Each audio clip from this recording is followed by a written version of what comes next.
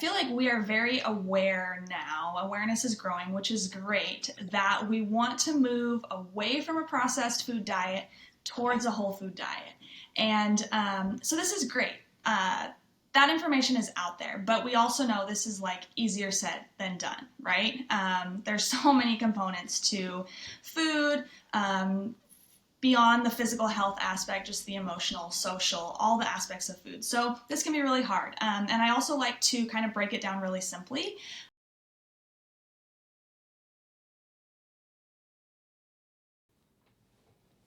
Welcome to Thriving with Diabetes, the podcast where we empower people with type 2 diabetes.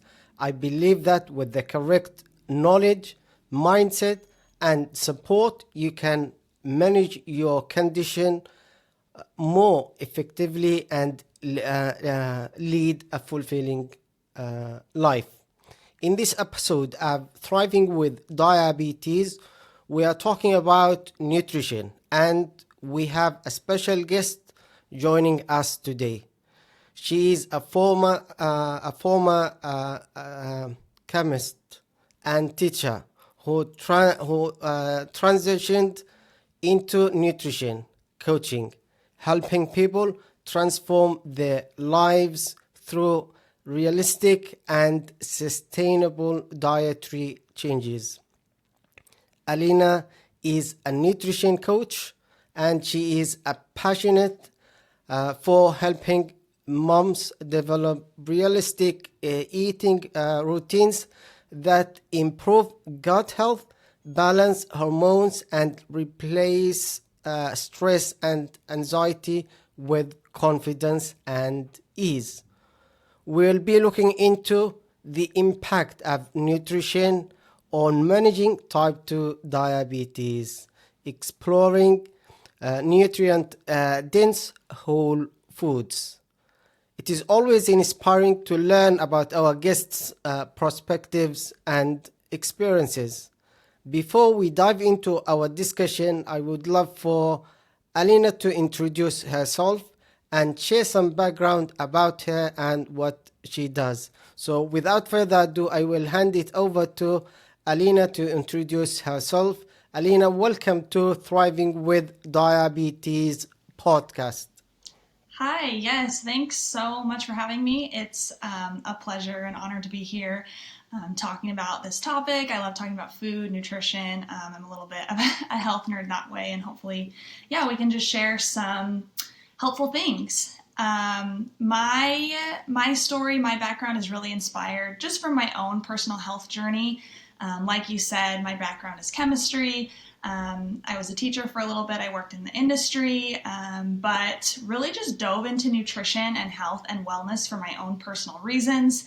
About 6-7 years ago, I was really struggling with my digestion, had acid reflux, headaches, migraines, was tired all the time. Didn't realize at the time was struggling with things like anxiety, depression, and just feeling sick every time I ate. Really poor gut health. And I just felt like the typical answers I was getting was a drug to reduce my symptoms, not really solve the root problem.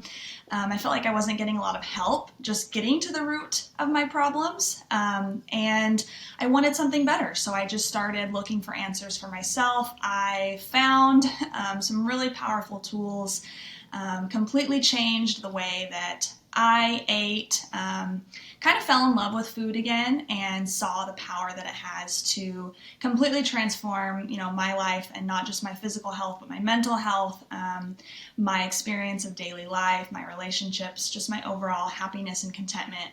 And that's really what got me into nutrition and health. I became a certified health coach. I now do online nutrition coaching, specifically for moms, parents, just because I understand the unique lifestyle that families require. And so now I'm just really passionate about helping others and empowering others to use food in this powerful way. Brilliant. Very interesting story. So the first thing, you were suffering from health issues such as digestion and headaches or anxiety, then you found that food or nutrition is a solution for many health issues. Yeah. Is that correct? Yeah, absolutely. And, I'm a nutrition coach, so of course I think this, but I really truly believe food is one of the most powerful tools we have. Exercise, lifestyle, all super important, but until we get right with food, some of the work in the other areas aren't going to be as effective. And so, finding a nutrition routine that you enjoy, that is sustainable, but that also gets you the results. I know that it can be a very powerful tool in all sorts of things, and of course, what we're talking about today, managing diabetes and helping regulate blood sugar and all of that. Brilliant. Thank you for sharing that. Let's discuss the impact of nutrition on diabetes. How do dietary choices impact blood sugar levels and overall diabetes management? Yeah. So my background, my area of expertise really is in gut health, and I know there's like more and more coming out about gut health and the microbiome and how it's just affecting all different areas. And so, the connection between gut health and diabetes. So there's lots of things. There's lots of just talking about food and diet, ways that we can impact our gut health in two specific areas. So one is within our intestinal permeability. So basically, there's a barrier between our gut and the rest of our body, and it's supposed to be a high-functioning barrier where it keeps toxins out of the rest of our body but lets the good stuff in. And there's a condition referred to as reduced intestinal permeability, or like a lot of people know it as leaky gut. So, when we have poor diets or don't have a solid food routine, this can lead to leaky gut, increased intestinal permeability, which leads to inflammation in the body. And this inflammation in the body can reduce insulin sensitivity. So our gut barrier, intestinal permeability, is one of the ways that there's kind of like that direct connection there. And the second is the bacteria. Our microbiome, the different species and strains of bacteria in our bodies, play roles in hormone regulation. And so they can affect hormones like insulin, plus many others. And so these are two direct connections between gut health and diabetes. And in my coaching practice, I know that, like I already mentioned, nutrition and food is one of the most powerful tools that we have for improving our gut health, or just health in general, and for managing diabetes, regulating blood sugar. So yeah, that's kind of the connection there between nutrition, gut health, and diabetes. Yeah, thank you for sharing that great information. Very interesting. You mentioned insulin resistance and or insulin sensitivity, and how our gut can affect our health, specifically for those with type 2 diabetes. So let's move to the next point, which is about the whole foods that are nutrient dense. We often talk about the importance of nutrient dense whole foods. So can you explain what makes certain foods more nutrient dense than others? Yeah, absolutely. So getting into the details of like nutrition modifications. So I feel like we are very aware now, awareness is growing, which is great, that we want to move away from a processed food diet towards a whole food diet. And so this is great. That information is out there, but we also know this is like easier said than done, right? There's so many components to food. beyond the physical health aspect, just the emotional, social, all the aspects of food. So this can be really hard. And I also like to kind of break it down really simply. Processed foods, we can think about them like the things that come in boxes and bags from the grocery store. They've got that nutrition label on them with a bunch of different ingredients in them. The whole foods, what we want to start incorporating more of into our diet is the things that don't necessarily have that nutrition label. They're in the produce aisle at your grocery store. They're the things that come from the earth. So we want to move. So that's kind of what I mean when I say single ingredient, nutrient dense whole foods. And there are some practical ways that we can do this, but I think that it's really important that number one, like I mentioned, that we develop a food routine that we enjoy. You don't necessarily have to eat food that you don't like. I think that's really important, but also developing a food routine, finding ways to eat whole foods and to prepare whole foods that you actually like.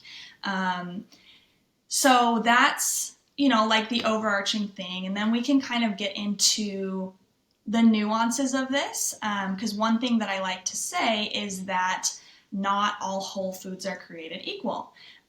So when I started my food journey, I don't know if you or your viewers are aware of Dr. Gundry, the plant paradox. That's kind of where I started, and learned a lot there. Have studied a lot of different dietary theories since then, but this is where I really got the idea that not all whole foods are created equal. So there's a lot of typically recommended as health foods that might be compromising an individual based on their health, based on the state of their gut health. And so that's where I learned all about things like lectins, and some of the most popular health foods, foods like peppers, tomatoes, potatoes, some of the nightshade vegetables that are, and when people typically start to, I want to go eat healthy, it's funny, like these are the foods they start with. They'll start making breakfast with peppers and potatoes and, they'll do that, or they'll put like cucumbers in their salads and things like that. And of course, this is a great step in the right direction if you're eating a mostly processed food diet. Going from processed foods to these kinds of foods is a great step, but sometimes with my clients, we have to get a little bit more nuanced, and they don't realize that there are negative components to some of the things that they might be eating as health foods. So that's where you can kind of get into the nitty gritty with food choices to really create a food routine that helps you really break through all of your health goals and challenges. Brilliant, very interesting information. And you mentioned that whole foods are not treated equal, and you mentioned as well the difference between processed foods and whole foods, and I think the biggest difference will be a lack of nutrition value. Is that correct? Yes, definitely. Brilliant. So maybe not maybe, I'm sure when you buy a bag or a bread packed, you will see there are a lot of ingredients which should be simple, like a few ingredients, like 2 or 3, maybe 4. But when you find 10 or 15 there, how can you say that is a bread or it's a whole food? Oh yeah, that's a great point. Yeah, because breads, I feel like a lot of times we do consider whole foods, but then you look at the nutrient label and you'll see, like you said, a bunch of different ingredients. And that's just a great practice to get into. Just start looking at the labels. Do you even recognize what's on the nutrient list? Is it food, or is it a bunch of chemicals that you don't recognize. And yeah, I think typical practice, best practice is to look at the labels, and the less ingredients it has, the closer you are to that nutrient dense whole food product. Brilliant, very interesting. And you emphasize that we should look or read the labels all the time when we go shopping. Yeah, I mean, it's definitely a good practice, for sure. When I go to the grocery store or when I coach my clients, I like to say, just ask like, where are you spending the majority of your time? Because when I go to the grocery store, what I'll do is I'll start in the produce section and I'll spend the majority of my time there, and then maybe I'll go and grab, I don't know, 5 or 6 items from the aisles. And so yes, I am looking at labels for those, but most of the stuff in the product aisle doesn't have labels. You can kind of keep it really simple. It's kale, or it's broccoli, or it's it's just that one thing that came from the earth. So you can kind of simplify it that way. But yeah, definitely there are some really great products out there that do come in boxes and bags that have minimal ingredients that can be great additions to your routine.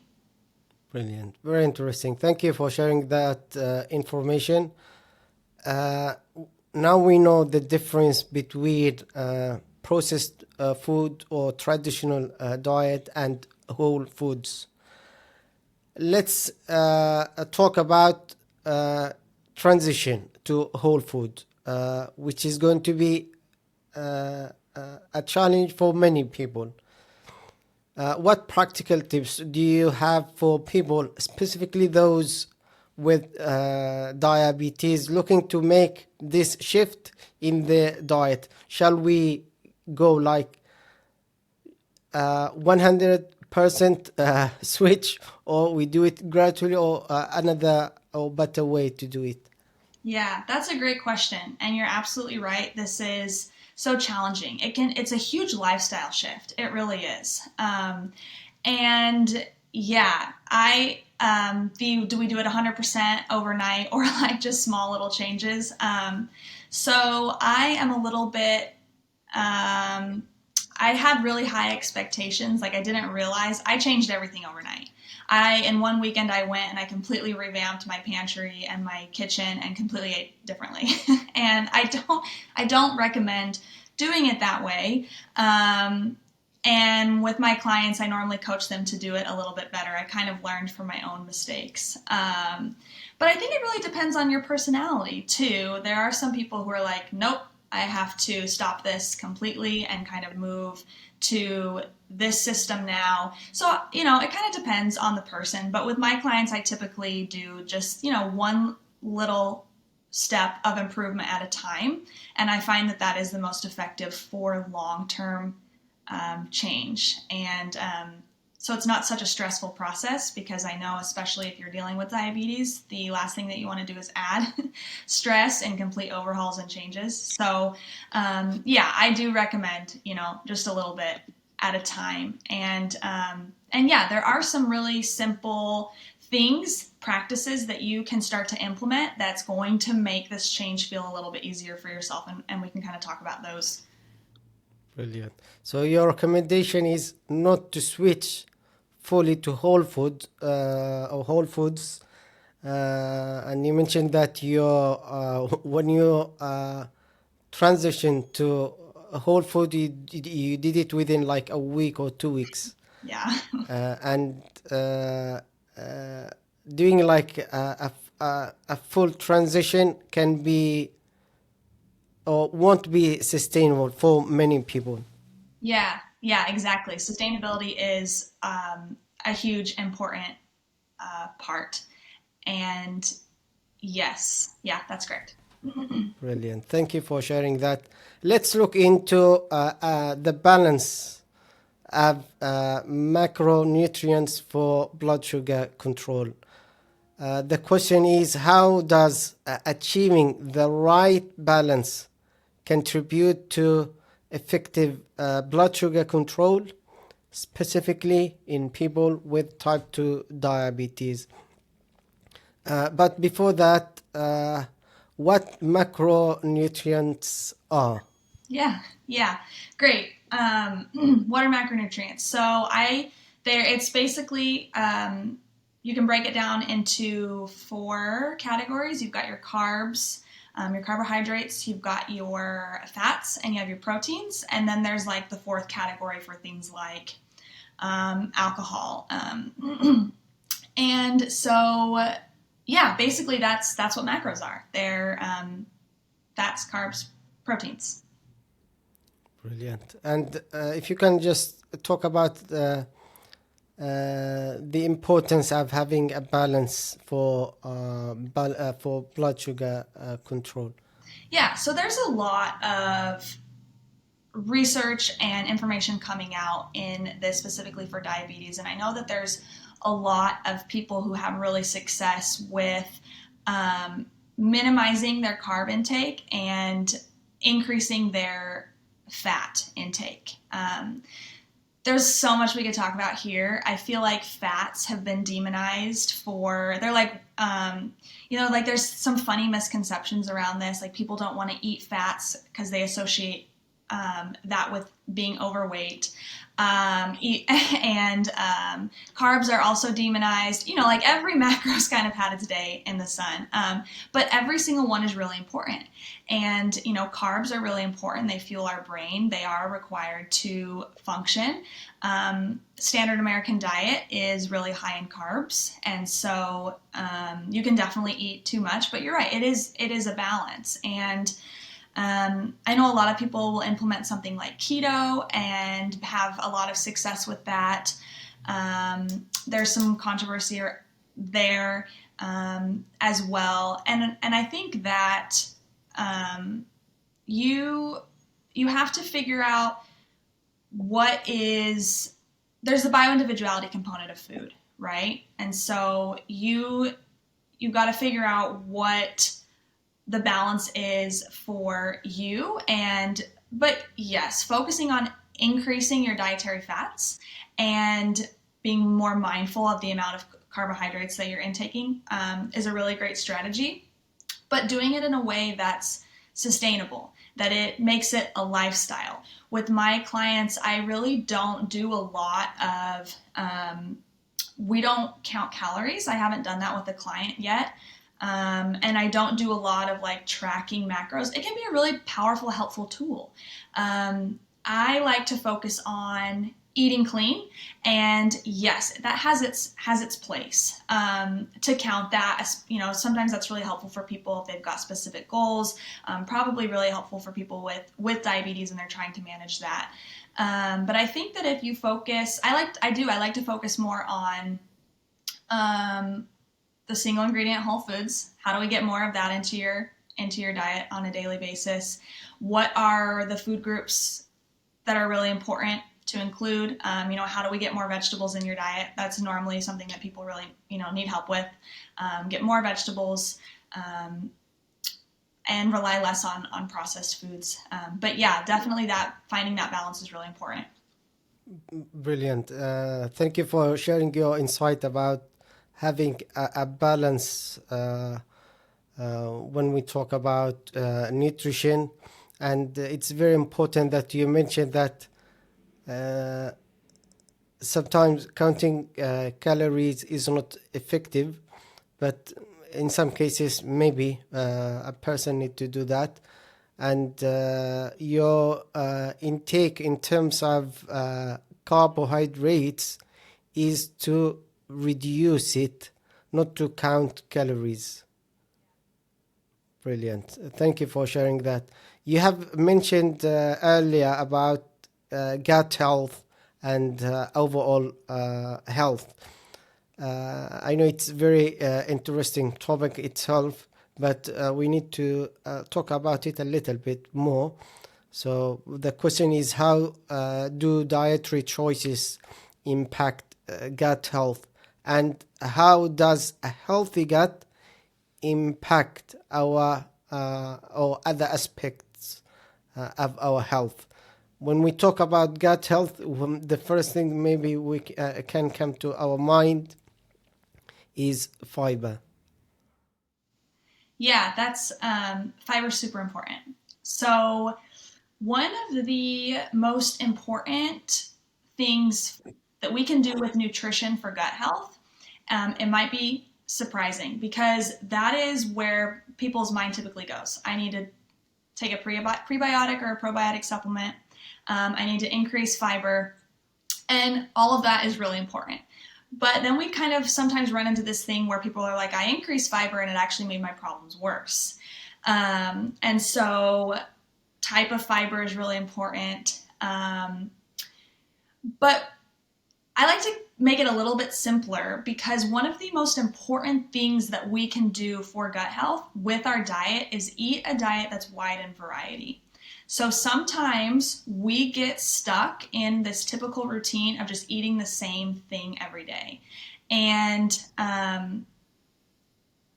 even if it is whole foods and you've got a really clean diet, if it's the same thing every day, every week, that there's that can so there's our microbiome. We've got something called biodiversity, which is all the different bacteria and strains in our microbiome. They all play different roles within our body. And there's beneficial bacteria and there's harmful bacteria. And so by eating a whole food diet, we're feeding the good guys, okay? Staying away from the processed foods. We're starving out the bad guys. This is a very simple view of it. And by eating a wide variety, we're going to feed a lot of different species of bacteria, which is so important for gut health function and for managing diabetes and regulating blood sugar levels, because all the different strains play different roles within the functions of our body. And so switching up our food routine every week, and it doesn't have to be overcomplicated, just committing to, I'm going to choose one new recipe every week that I'm going to try. I'm going to buy one new food that I don't typically buy from the grocery store every week, and kind of just making those goals and commitments to yourself to kind of switch things up. I like to have recipe resources. I like to tap into a lot of different, I'm not a creative person, so I like to depend on the creativity of other people and have those resources on hand for my own meal planning, for just that constant inspiration to try new things, try cooking new ways, try new spices and herbs, new vegetables, buy a vegetable that with a name you don't even recognize at the grocery store. Get adventurous with your food routine. It can be fun. Brilliant. Very interesting. You mentioned a lot of things, but let me just mention three things that you mentioned here is uh, eating the same food every day, even if it is healthy, maybe it's not a good choice.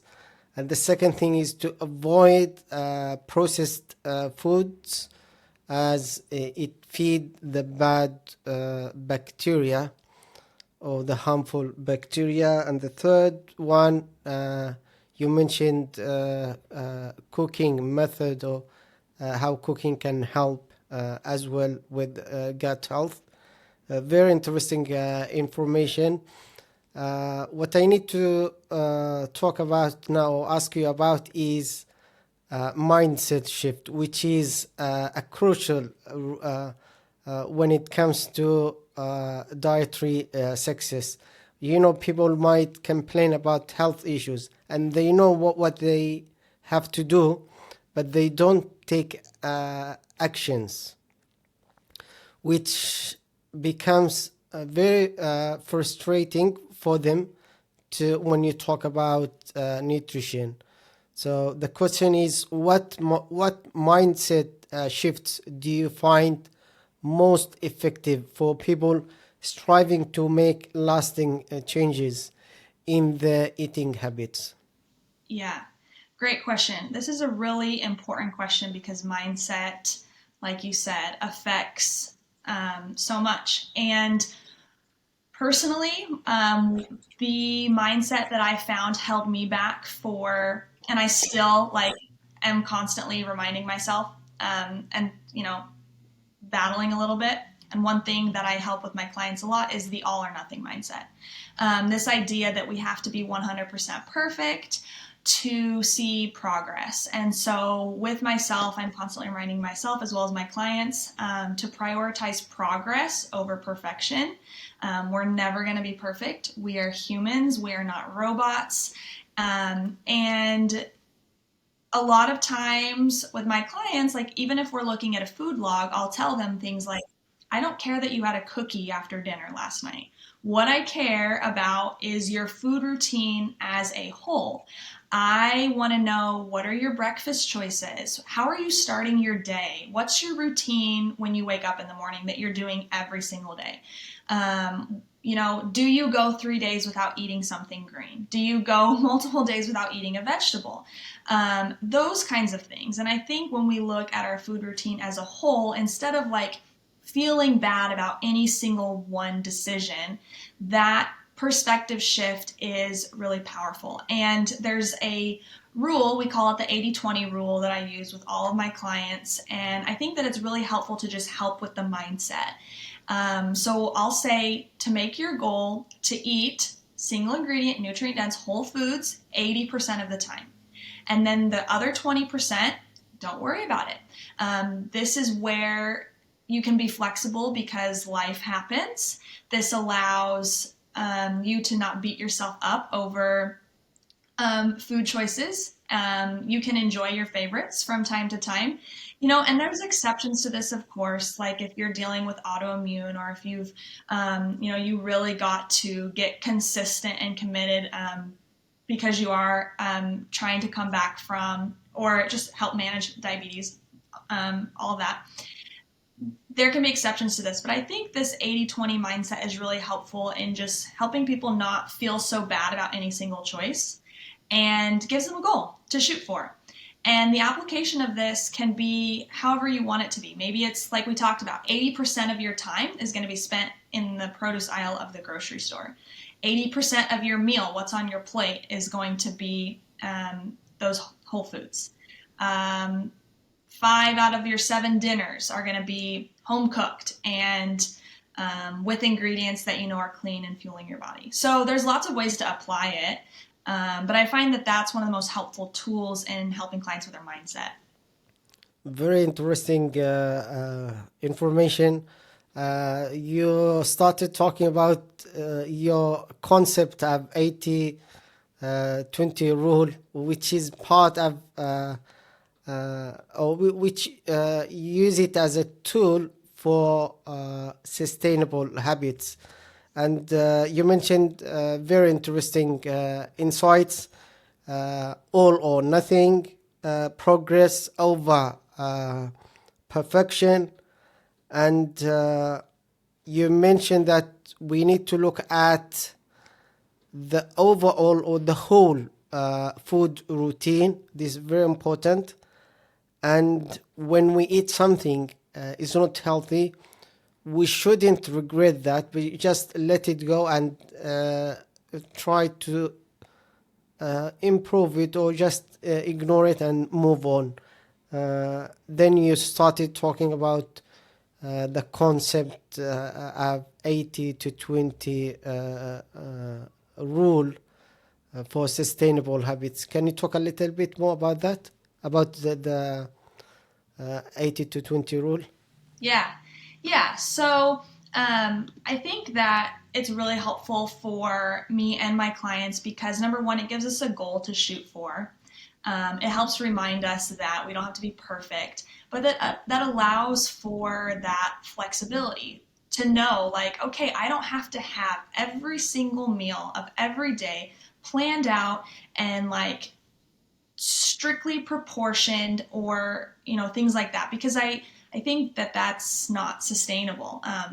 Especially for my clients, they have families, they have kids, life happens sometimes, and for me too, I'll get it's 5 o'clock and I'm like, oh, I haven't even thought about dinner today, I don't have anything prepared. So there's that with life. And so when we just focus on 80% of the time, I'm going to eat clean and I'm going to hit my nutrition goals. And then don't worry about the other 20%. And so for some clients, like I said, they're going to meal prep for 5 of the 7 dinners. They are going to put 80% of the items in their grocery cart are going to be those single ingredient, nutrient dense whole foods, things like that. Very interesting. Should we celebrate our wins as part of the sustainable habits protocol or plan? Oh, absolutely. Yes, definitely celebrate all of your wins, even the small stuff. Results and success is like one of the highest motivators. And yeah, any small step in the right direction is progress, and it's definitely something to feel proud and accomplished for. Brilliant, brilliant. Very interesting information.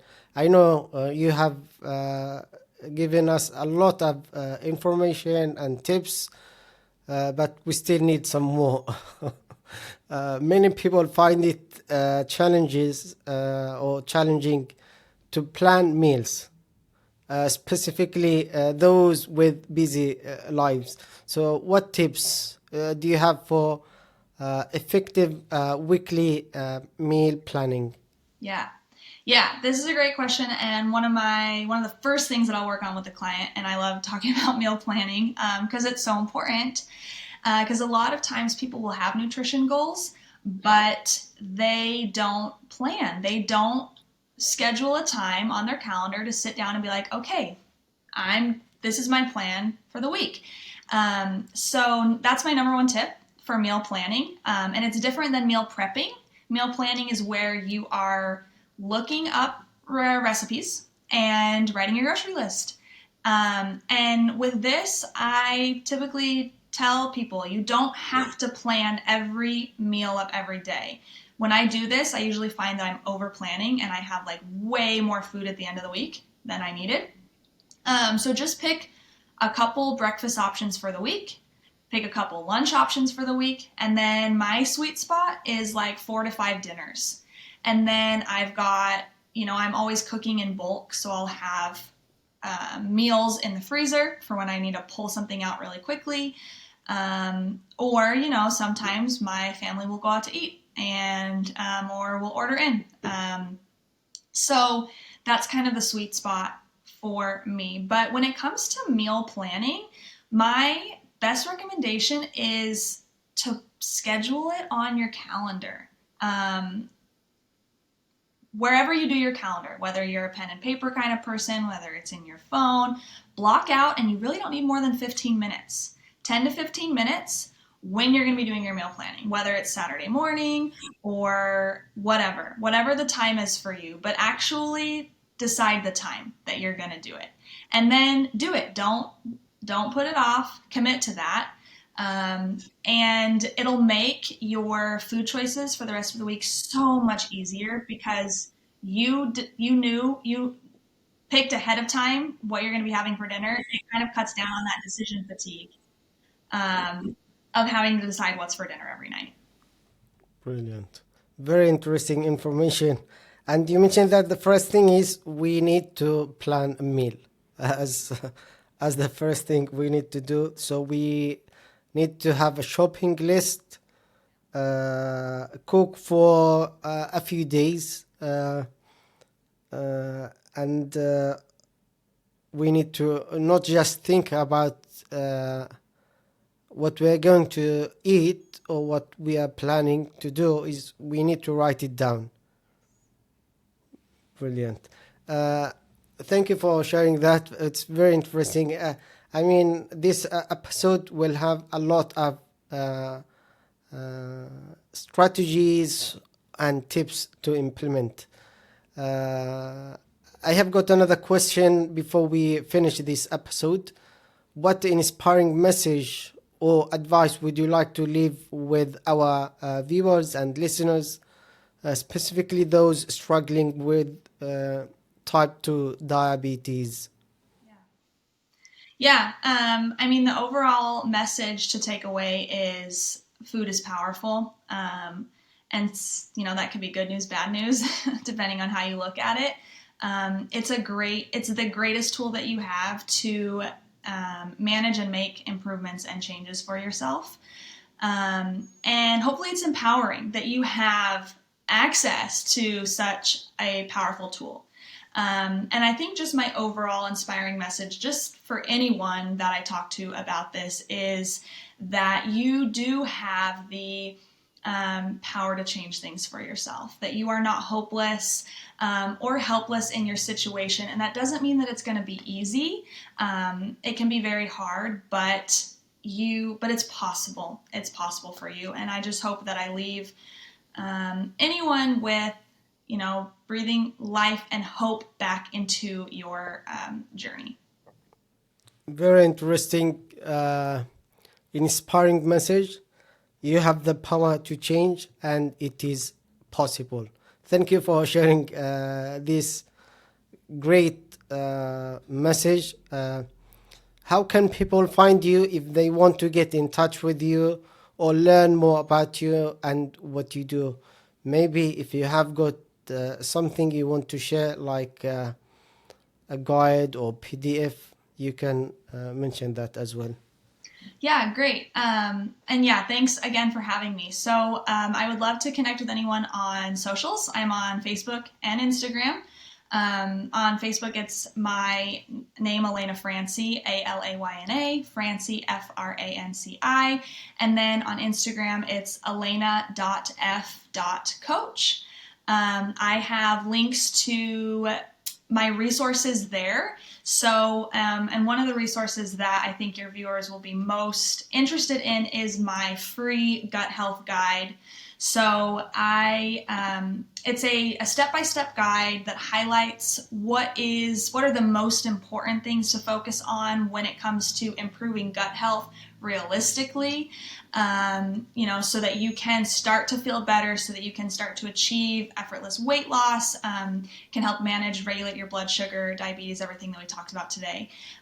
So I've got Gut Health 101 in there, just learning a little bit more about gut health, 6 easy lifestyle changes for gut health, and then we're also doing some gut health myth busting, so some gut health misconceptions to help you to avoid wasting time, money, all of that. So that is free. That is on both my Facebook and Instagram for anyone that would like to access that.